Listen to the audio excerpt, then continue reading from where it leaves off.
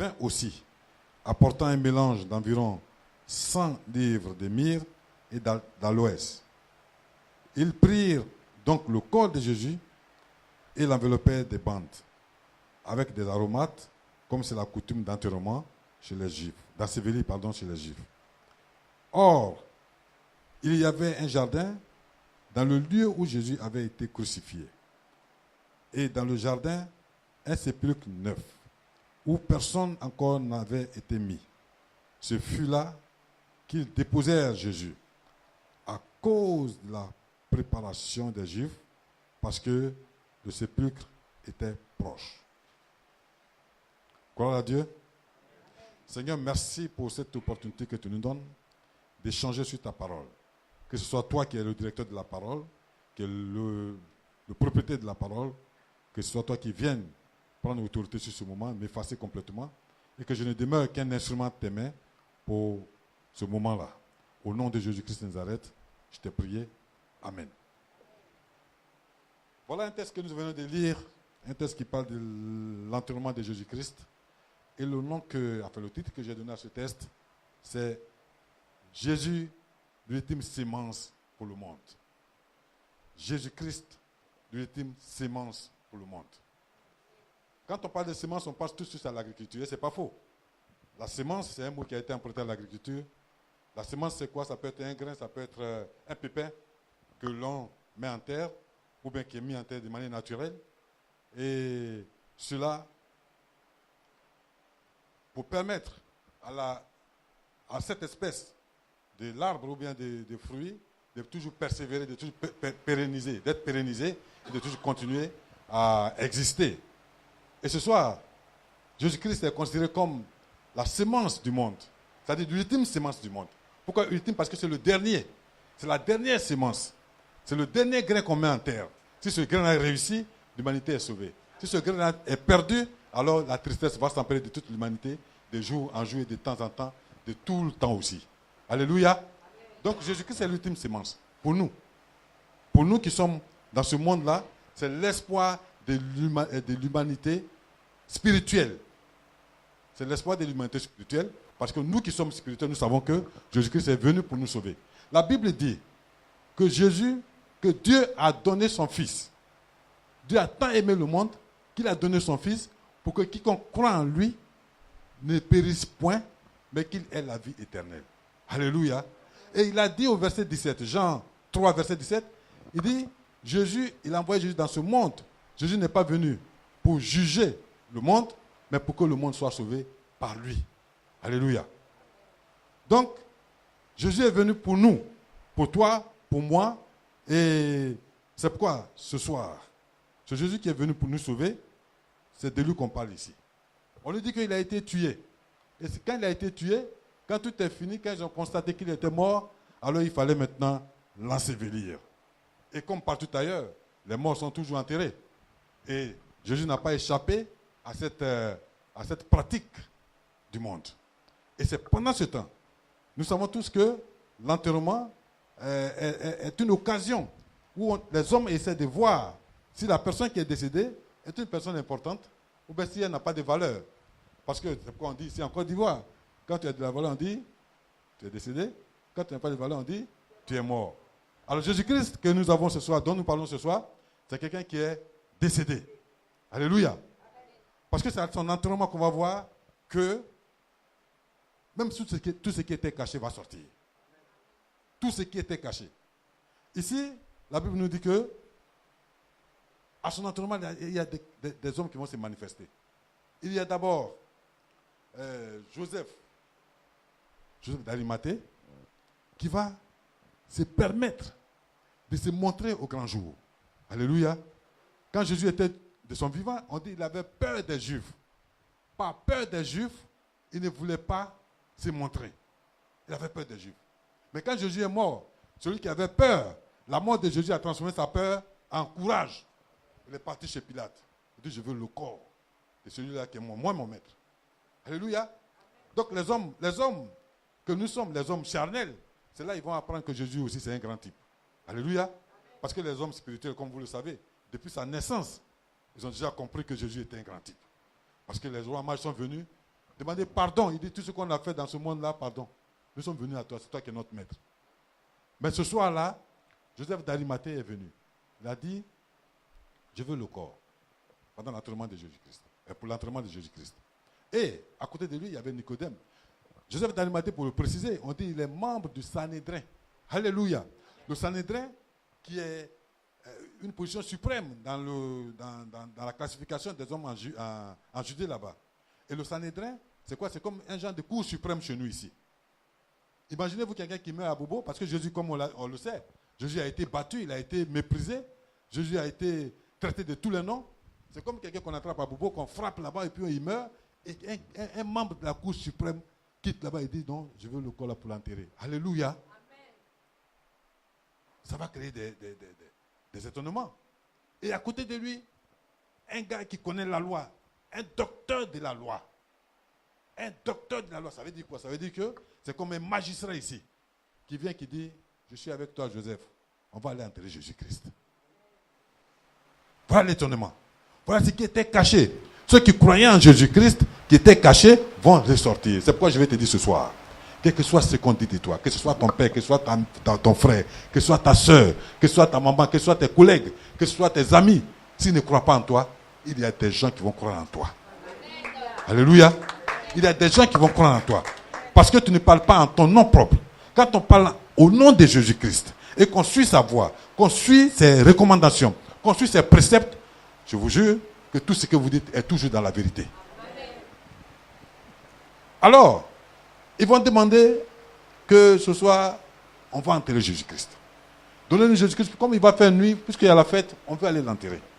Et les deux personnalités que je viens de citer, Arimathée, Joseph d'Arimathée et Nicodème, seront aidés par des femmes pour aller enterrer Jésus-Christ. Alléluia. Mais la Bible nous dit que ce jour-là, ils vont enterrer Jésus-Christ où? Ils vont enterrer Jésus-Christ dans un jardin. C'est là que la force des choses va venir. Jésus sera enterré où? Dans un jardin. Amen. Amen. Quand Dieu créa l'homme, où Dieu l'a-t-il mis?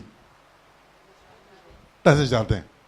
Et Jésus va être enterré dans un jardin. Mais ce qu'il faut retenir, c'est que ce jour-là, ce jour de l'enterrement, ce qui devait être mis en terre, ce qui devait être planté. Un jardin, ça se cultive. Un jardin, c'est quoi? C'est un lieu où on peut aller se détendre. C'est un lieu où on peut aller pour se régénérer quand on est fatigué. C'est un lieu où on peut cohabiter. C'est un lieu de cohabitation. Donc, c'est dans ce jardin-là. Et un jardin aussi, ça se cultive. Ça s'entretient. C'est dans ce jardin-là que Jésus sera enterré. Alléluia. Alors, cet enterrement n'est pas un enterrement simple. C'est de là que vient notre titre. C'est une sémence qui va être faite. Et une sémence qui va représenter l'espoir de tout le monde, de toute l'humanité. Jésus va être mis en terre. Moi, je ne dis plus enterré, je dis plutôt, il sera mis en terre. Il a été entouré de soins particuliers pour quelqu'un qui a été méprisé. Ceux même qui l'enterraient ne croyaient pas en sa résurrection. Ceux qui l'enterraient, Joseph d'Arimathée, ne croyaient pas en la résurrection de Jésus. Mais ils savaient que ce n'était pas une personne simple. Donc, son sépulcre, on a dit c'est un sépulcre neuf. Un sépulcre neuf. S'ils disent, si la précision a été faite ici, que c'est un sépulcre neuf, ça veut dire qu'il y a des sépulcres qui ne sont pas neufs. Les caveaux, par exemple. Il y avait des caveaux, on creusait des gens. Mais Jésus va être enterré dans un sépulcre neuf. C'est là, même mort, Jésus brille encore par sa sainteté. Par la nouveauté de ces choses. Jésus n'est pas un homme comme nous. Il ne fait pas les choses comme nous. Donc, sa sainteté impose que des choses soient faites de manière particulière pour lui. Alléluia.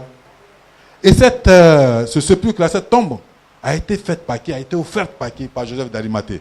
La Bible dit à Matthieu 27, verset 60, que c'est lui qui s'est fait tailler dans le roc ce sépulcre-là pour Jésus-Christ. Pour que Jésus soit enterré là-bas. Mais, comme nous l'avons dit tout à l'heure, le sépulcre est dans le jardin. Et le jardin n'est pas suspendu. Alléluia. Le jardin est où? Est sur la terre. Mais vous savez, la Bible nous dit, en Genèse 3, verset 17, que à cause de l'homme, la terre a été maudite. Et au verset 18, la Bible dit que la terre ne peut produire que des ronces et des épines. Alléluia.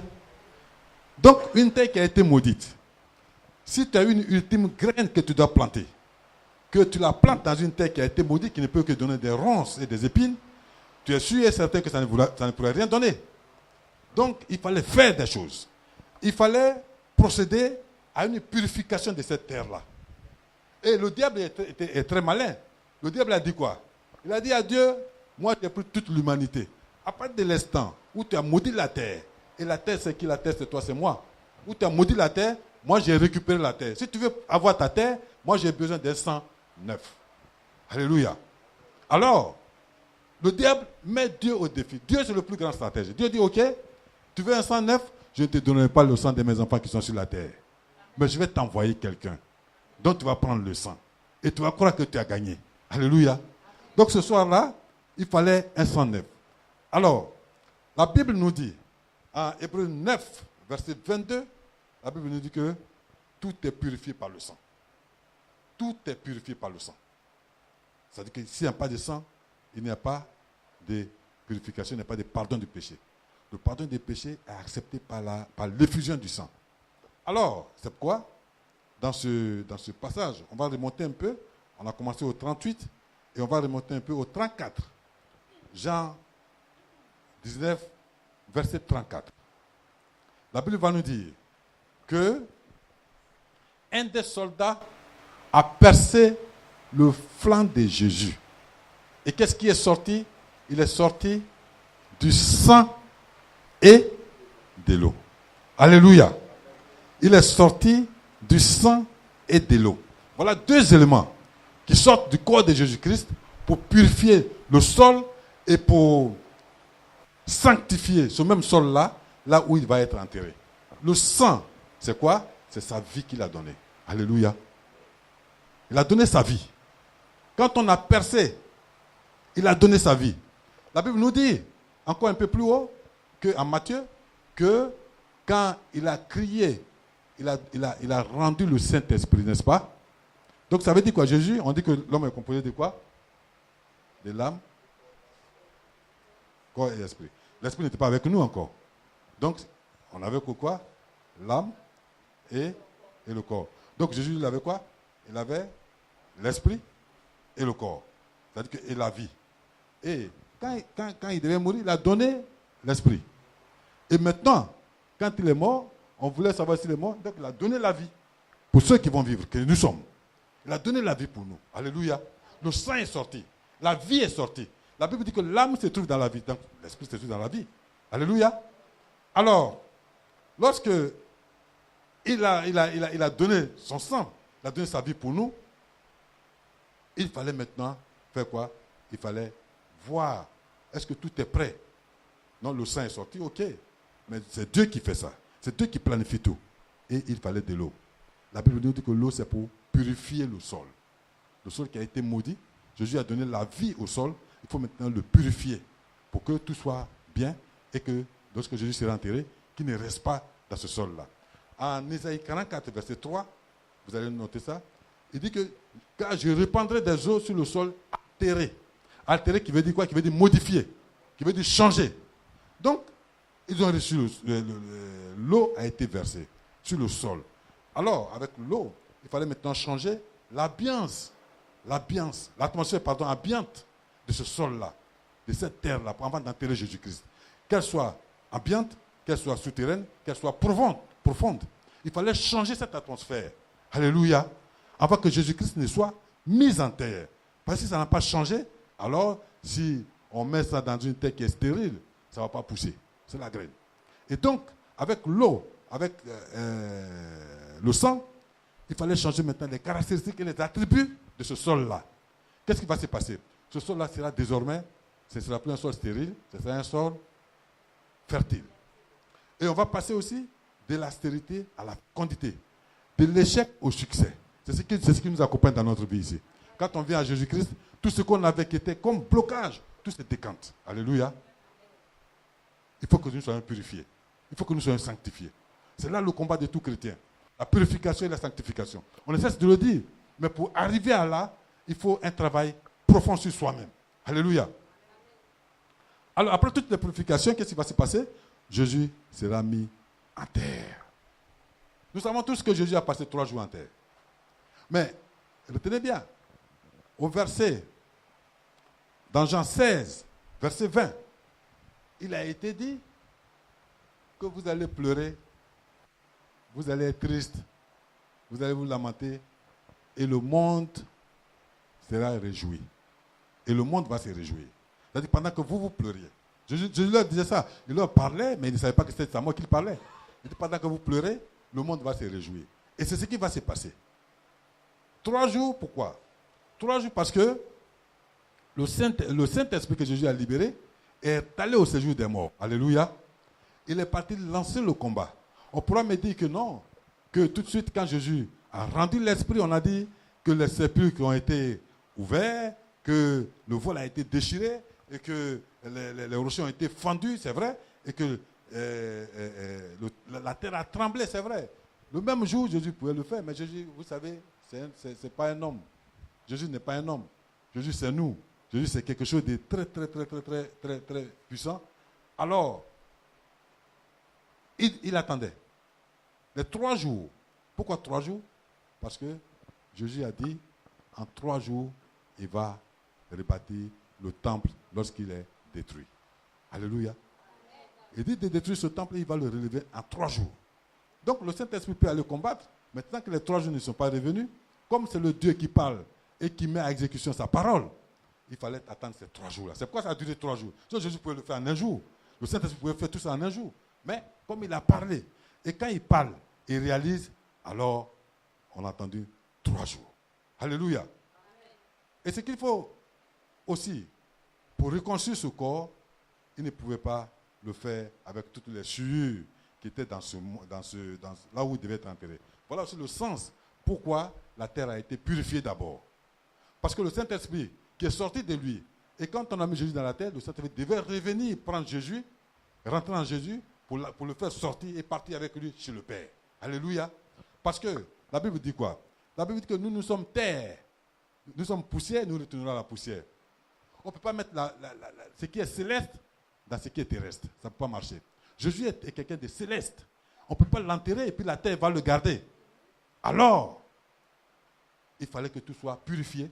Le corps qui était là, après 3 jours, le Saint-Esprit va revenir le prendre pour remonter avec lui. Comme vous le constatez, lorsque l'Esprit est rentré dans le séjour des morts, l'Esprit a livré des combats, l'Esprit a remporté des victoires, n'est-ce pas? Mais avant la résurrection, qu'est-ce qu'on avait pendant ces 3 jours-là sur la terre? Qu'est-ce qu'on constatait? On constatait la joie. La joie de qui? Des hommes du ténèbre. La joie des hommes du ténèbre. Je vous dis, le mensonge jubilait. Le mensonge disait aujourd'hui, moi c'est ma victoire. Le célibat dit, oh, nous deux on va rivaliser. Alléluia. Le mysticisme dit, moi vous me laissez. Le vol dit, mais c'est moi qui commande tout le monde ici. Sans moi, il ne peut pas vivre. Et la drogue dit, je vais m'emparer de tous ces enfants-là pour ne plus qu'ils sachent où ils sont. Alléluia. Il y a les calomnies, il y a les querelles, il y a les disputes, il y a les cupides, il y a l'échec. Ils vont tout faire, ils ne vont pas réussir. Qu'ils fassent tout. Et pendant ces 3 jours, c'était la joie. Et cela, c'était pour mettre en exergue ce que Jésus leur avait dit. Jésus leur avait dit, vous serez tristes. Et les enfants de Dieu étaient dans la tristesse profonde. Les enfants de Dieu étaient abattus. Les enfants de Dieu pleuraient. On a dit les femmes le suivaient comme ça, ils voyaient où ils ont mis mon maître. Les enfants pleuraient. Ils étaient abattus, ils étaient tristes. Ils ne savaient plus à quel sein se vouer. Alléluia. Amen. Mais vous savez, nous avons un Dieu qui est puissant. Amen. Nous avons un Dieu qui est puissant. Amen. Nous avons un Dieu qui est puissant. Amen. Et Jésus, dès qu'il a été enterré, après les 3 jours, la Bible nous dit que Jésus a été ressuscité. Alléluia. Amen. Donc c'est dans la joie. Il y a la joie quand il a été ressuscité. Mais je vais te dire ce soir, si tu es venu ce soir ici, Si tu es assis ici ce soir, c'est parce que tu crois en Jésus-Christ. Et comme tu crois en Jésus-Christ, et comme tu es fait de la terre, parce que c'est la terre qui t'a formé, et je vais te dire que si tu es là ce soir, c'est parce que tu es le jardin qui doit recevoir le Saint-Esprit. Et l'enterrement de Jésus-Christ,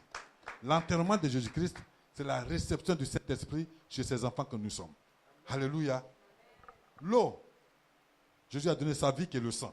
Tu as reçu la vie. Quand tu es né, tu as crié, c'est que tu as reçu la vie, n'est-ce pas? Alléluia. Le premier cri que le bébé pousse, on dit il a envie. Quand un bébé ne pleure pas, on dit non, il y a un danger, il faut le taper pour qu'il pleure. Donc tu as reçu la vie lorsque tu es sorti. Maintenant, tu es sorti, il faut que tu sois sanctifié, il faut que tu sois purifié, et c'est par l'eau. Et cette eau-là, c'est ton eau de baptême. Alléluia. C'est quand tu rentres dans l'eau de baptême que tu ressors, que ta purification est totale. Et à partir de ce moment, la Bible nous dit que nous sommes morts, nous sommes ensevelis et ressuscités avec lui dans l'eau baptême. Alléluia. En 2 Corinthiens, en Corinthiens 2, verset 12, c'est écrit. Donc, tu as été lavé. Et que pour que tu sois sanctifié, il faut que tu rentres par les eaux du baptême. Et dès que tu sors par les eaux du baptême, alors le Saint-Esprit va rentrer en toi. Dès que le Saint-Esprit rentre en toi, beaucoup de choses vont changer dans ta vie. Beaucoup de choses vont changer dans ta vie. Et voilà ce qui va se passer par exemple. Lorsque le Saint-Esprit rentre en toi, il y aura un tremblement qui sera en toi. C'est toi qui es la terre. Ta terre, tu vas trembler. Tous les démons coriaces vont disparaître. Ils vont commencer à sortir. Alléluia. Amen. Et tous les péchés récurrents, qui étaient la fornication, qui étaient le mensonge, tous ces péchés-là seront abandonnés sans que tu ne t'en rendes compte. Parce que l'esprit ne vit pas en communauté avec ce qui est mauvais. Alléluia. Et lorsque tu vas recevoir le Saint-Esprit, tu verras que les sépulcres vont s'ouvrir. Les sépulcres, là où toutes tes bénédictions étaient enfermées, cela va s'ouvrir. Et qu'est-ce qui va se passer? Ton mariage va sortir. Alléluia. Ton enfantement va sortir. Alléluia. Ton travail va sortir. Alléluia. Le chômage va fuir de là où... Parce que la Bible dit que lorsque les sépulcres ont été ouverts aussi, les saints ont entendu 3 jours, ont entendu la résurrection de Jésus-Christ pour pouvoir partir dans la ville sainte avec lui. Alléluia. Donc, si toi tes sépulcres sont ouverts, tu es sauvé. Alléluia. Le travail, le mariage, les voyages, la réussite, tout sera devant toi. Personne d'autre ne peut te demander quoi que ce soit. Et maintenant, ce qui est très important, c'est que la résurrection des corps des saints, en toi, ça va se réaliser. Vous allez me demander comment? Comment on l'appelle celui qui est là? Le pasteur principal ici. C'est pas papa Isaac? C'est Isaac qui est là. Alléluia. Amen. C'est le corps d'Isaac qui est rentré en lui. Cherche Bastard. Nous crions cherche Bastard. Ce n'est pas une femme qu'on voit. C'est le corps, l'esprit de cherche Bastard qui est rentré en elle. Qui fait d'elle Maman Jeanne cherche Bastard. Alléluia. Amen. Donc quand les saints sont sortis, lorsque tu es purifié, lorsque tu es sanctifié, les saints là vont rentrer en chacun de nous. Et nous posséder pour que nous allions avec eux. Parce que ce sont des gens qui sont saints. Alléluia. Notre nature va changer. Nos caractéristiques vont changer. Si j'étais un menteur, je vais devenir un gars qui dit la vérité. Si j'étais un voleur, je vais devenir quelqu'un qui va travailler pour gagner sa vie. Si j'étais au chômage, le travail va s'ouvrir à moi. Alléluia. Voilà pourquoi j'ai dit ce soir, si Jésus n'était pas mort, s'il n'avait pas été enterré, si le Saint-Esprit n'était pas venu le prendre pour partir avec lui au ciel, nous serions foutus. C'est la sémence qui a été enterré pour le bien de l'humanité, pour le bien-être de tout ce que nous allons faire, pour la réussite de l'humanité, pour la survie même de l'humanité et pour la pérennité de l'humanité. Alléluia. Amen. Dieu est un stratège. Le démon voulait jouer avec lui, mais Dieu a détourné tout son plan. Et aujourd'hui, nous sommes sauvés par Jésus-Christ de Nazareth. Que Dieu nous bénisse.